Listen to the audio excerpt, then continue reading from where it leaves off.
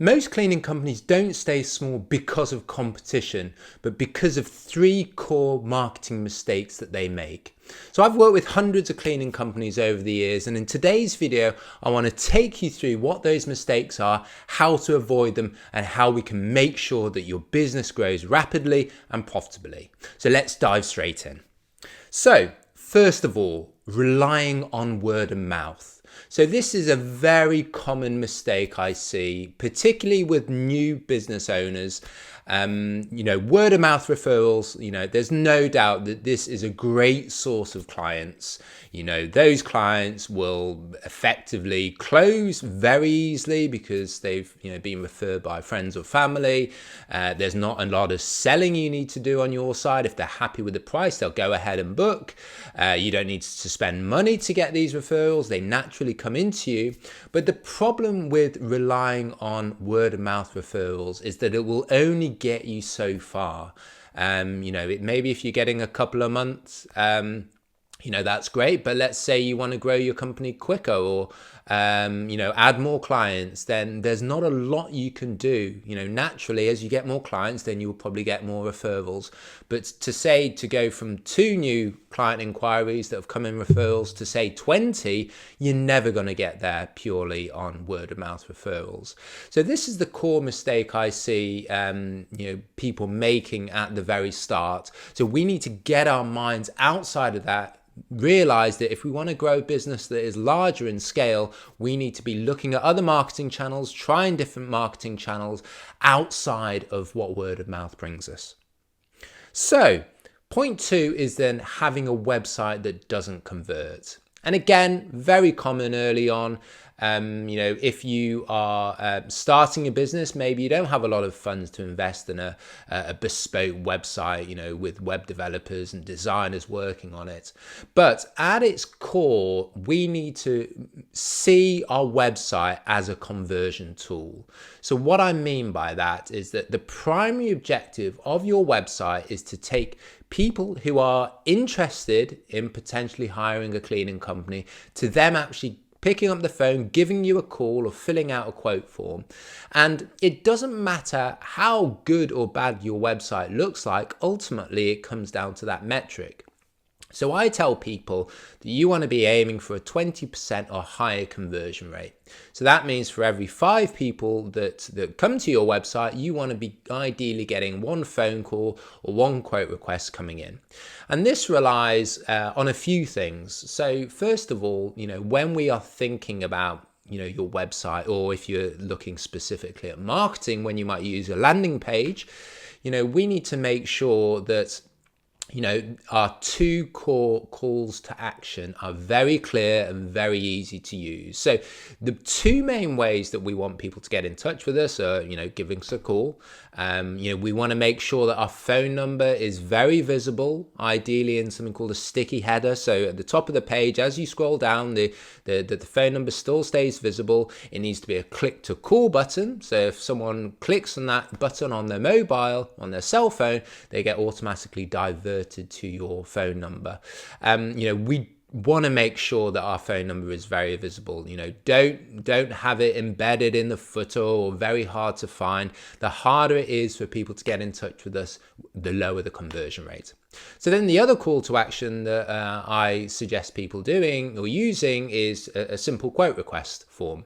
So having a short form, with the client's, contact details, their name, their phone, their email address, and maybe just about what they're looking for. So they're looking for a bi-weekly service, and their property is a 3-bedroom, 2-bathroom property, for example. And then the call to action is request a quote. So once that quote comes in, it comes into your inbox, and then you can follow up with the client there. So I generally advise using a shorter form if possible, because particularly on mobile, if that person is having to scroll and they see a really long form, it's going to be a lot harder, a lot more time consuming for that person to fill it out. So a short form will often lead to a high conversion rate. So keep an eye on that 20% conversion rate. The other thing to say is that we we need to make sure that we're tracking everything very closely. If we don't know how many people are coming to your website, we don't know how many forms we're getting, we don't know how many phone calls we're getting, we need to get that set up correctly. And this is something that, we start off at the beginning when we work with clients working on their marketing. I'll leave a link to our agency, Project 83. It tells you a little bit more about what we do, but this is a core part of it. Core part of it means getting your landing page or your website right at the beginning to make sure it is really converting that marketing traffic to getting you leads. So number 3 is then they don't invest enough in marketing as they grow. So, early on, you will probably have a relatively small budget. You'll have a small number of clients, but hopefully as the business grows, you get a bit more traction, you'll be getting more clients, more recurring clients. And as I talk about on other videos on my channel, growing that recurring client number is a real core part of what you want to be doing. But the flip side of that is that as you get more recurring clients, you will get more clients leaving each month naturally. This is something called churn. This is something you want to be tracking, particularly as the business gets bigger. So the churn rate is the percentage of clients that will percentage of your recurring clients that will cancel in any given month, divided by the number of clients that you have at the beginning of that month. And obviously, if that percentage is a high percentage, it means that you're losing a lot of clients each month. That's a bad thing. But ideally, you want to be aiming for a 5% or less churn rate each month. So if you had 100 recurring clients at the beginning of this month and you lost 5 over the course of the month, that would be a 5% churn rate. If you lost 10 divided by 100 would be a 10% churn rate. That would be high. Anything above 5%, getting up to 10% or even higher is a clear red flag, and you need to figure out why that churn rate is so high. Are people leaving for budgetary issues, or are they leaving because they're moving out of town? Those two you don't have a huge amount of control. But if people are leaving because of quality issues, then you absolutely do have control over that. So you need to track this churn rate and then jump on it if you think that number is getting too high or not. But when we are thinking about marketing and growing your marketing spend as you grow the business, the reason why that is important is because as you grow your recurring base, even if your monthly churn rate is still the same, so let's say you have a 5% churn rate with 100 clients, so 5 leave each month, but let's say you have 200, the same churn rate, that 5%, would mean that 10 would be leaving.